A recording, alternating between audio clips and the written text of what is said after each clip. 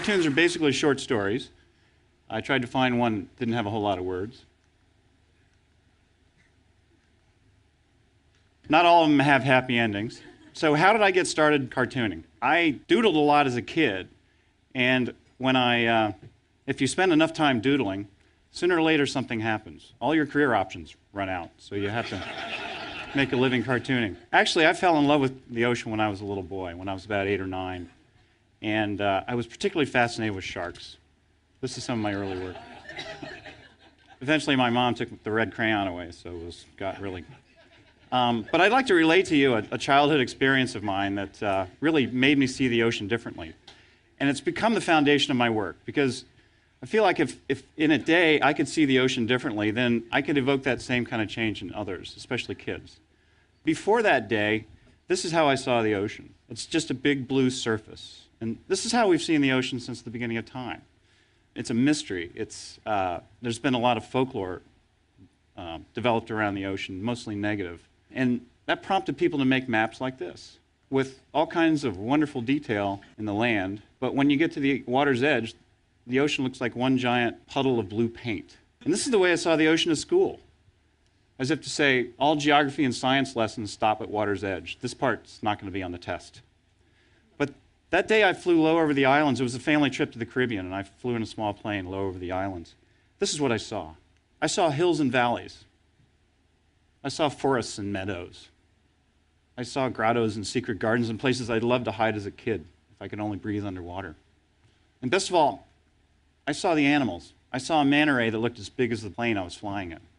And I flew over a lagoon with a shark in it, and that was the day that my comic strip about a shark was born. So from that day on, I was an ordinary kid walking around on dry land, but my head was down there, underwater. Up until that day, these were the animals that were most common in my life. These are the ones I'd like to draw.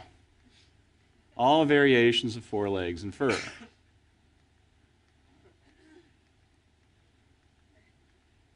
But when you got to the ocean, my imagination was no competition for nature. Every time I'd come up with a crazy cartoon character on the drawing board, I'd find a critter in the ocean that was even crazier. And the differences in scale between this tiny sea dragon and this enormous humpback whale was like something out of a science fiction movie. Whenever I talk to kids, I always like to tell them the biggest animal that ever lived is still alive. It's not a dinosaur, it's a whale. Animals as big as office buildings, still swimming around out there in our ocean. Speaking of dinosaurs, sharks are basically the same fish they were 300 million years ago. So if you ever fantasize about going back in time and seeing what a dinosaur looked like, that's what a dinosaur looks like. So you have living dinosaurs and space aliens. Animals that evolved in zero gravity and harsh conditions. It's just incredible. No Hollywood designer could come up with something more interesting than that. Or this fang tooth. The particles in the water make it look like it's floating in outer space. Could you imagine if we looked through the Hubble telescope and we saw that? It would start a whole new space race. But instead we stick a camera in the deep ocean and we see a fish. And it doesn't capture our imagination as a society. We say to ourselves, maybe we can make fish sticks with it or something.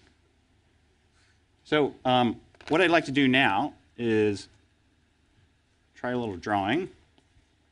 So I'm going to try to draw this fang tooth here. I love to draw the deep sea fish because they are so ugly but beautiful in their own way.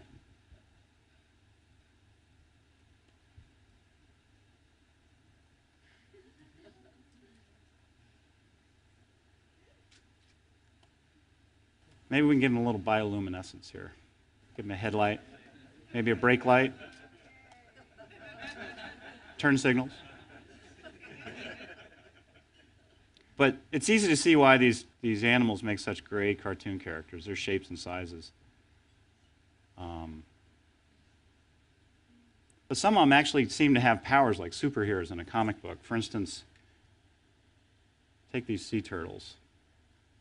They kind of have a sixth sense, like Superman's X-ray vision. They can sense the magnetic fields of the Earth. And they can use that sense to navigate hundreds of miles of open ocean. I kind of give my turtle hands just to make him an easier cartoon character to work with.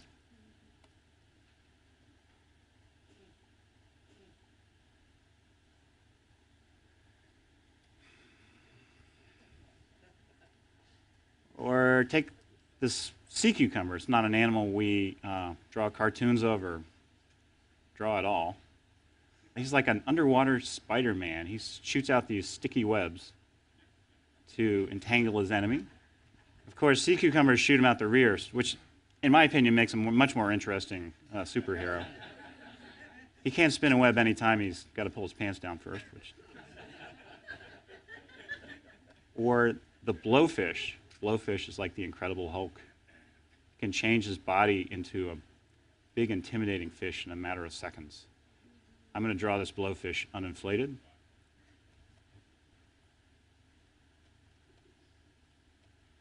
And then I'm going to attempt on-screen animation here. Let's see. Try him inflated.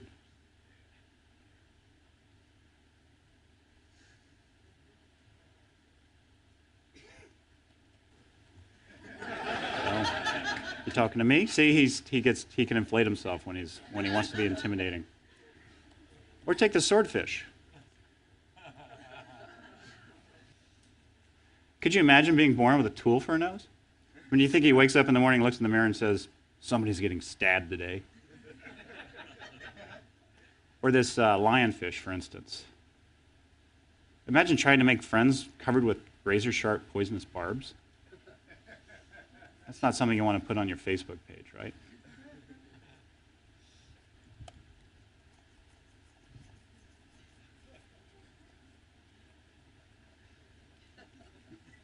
My lead character is a shark named Sherman. He's a great white shark, and I kind of broke the mold with Sherman. I didn't want to go with this ruthless predator image. He's kind of just out there making a living. He's sort of a Homer Simpson with fins. And then his sidekick is a sea turtle, as I mentioned before, named Fillmore. He uses his wonderful skills at navigation to wander the oceans looking for a mate. And he does manage to find them, but great navigation skills, lousy pickup lines. He never seems to settle on any particular girl.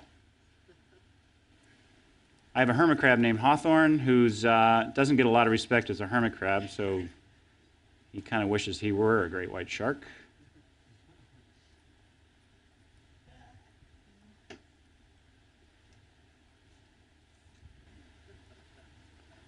And then I'll introduce you to one more character, this guy Ernest, who is basically a juvenile delinquent in a fish body. So, with characters, you can make stories. Sometimes making a story is as easy as putting two characters in a room and seeing what happens. So imagine a great white shark and a giant squid in the same bathroom. Or sometimes I take them to places that people have never heard of because they're underwater. For instance, I took them skiing in the Mid-Atlantic Range, which is this range of mountains in the middle of the Atlantic. I've taken them to the Sea of Japan where they met giant jellyfish. I've taken them camping in the kelp forests of California. This next one here, I did a story on the census of marine life. And that was a lot of fun because, as most of you know, it's a real project. We've heard about it. But it was a chance for me to introduce readers to a lot of crazy undersea characters. So we start off the story with Ernest, who volunteers as a census taker. He goes down and he meets this famous anglerfish. Then he meets the Yeti crab, famous vampire squid, elusive, hard to find, and the Dumbo octopus, which looks so much like a cartoon in real life that I really didn't have to change a thing when I drew it. I did another story on marine debris. I was speaking to a lot of my friends in the conservation business, and I asked them, so what's one issue you would like everyone to know more about? And they said, or this one friend of mine said, I've got one word for you, plastic. And I told him, well, I need something a little sexier than that. Plastic just is not going to do it. We sort of worked things out. He wanted me to use words like polyvinyl chloride, which just doesn't really work in voice balloons very well. I couldn't fit them in. So what I did was I made it an adventure strip. Basically, this bottle travels a long way. What I'm trying to tell readers is that plastic doesn't really go away. It just continues to wash downstream, and a lot of it ends up washing into the ocean, which is a great story if you attach a couple characters to it, especially if they can't stand each other like these two.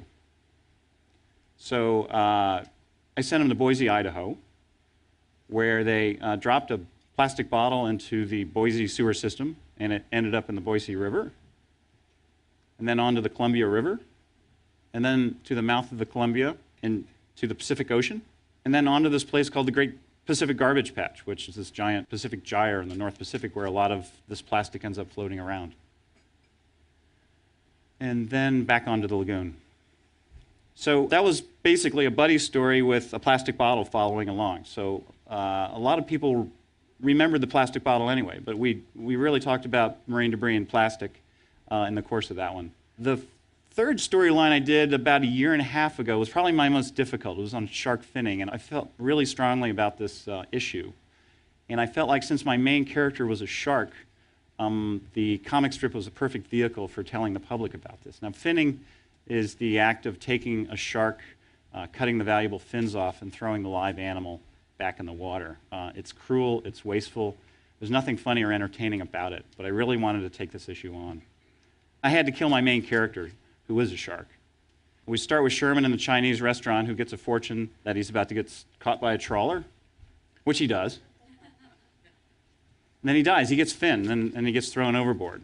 Ostensibly, he's dead now. And so I killed a character that had been in the newspaper for 15 years. So I got a lot of reader feedback on that one. Meanwhile, the other characters are talking about shark fin soup. I do 3 or 4 strips after that where we explore the finning issue and the shark fin soup issue. Sherman's up in shark heaven. This is what I love about comic strips. You know, you really don't have to worry about the audience suspending its sense of disbelief, because if you start with a talking shark, readers pretty much check their disbelief at the door. You can kind of do anything. It becomes a near-death experience for Sherman. Meanwhile, Ernest finds his fins on the internet. There was a real website based in China that actually sold shark fins. So I kind of exposed that, and he clicks the Buy Now button, and voila. Next day air, they show up and they surgically reattach them.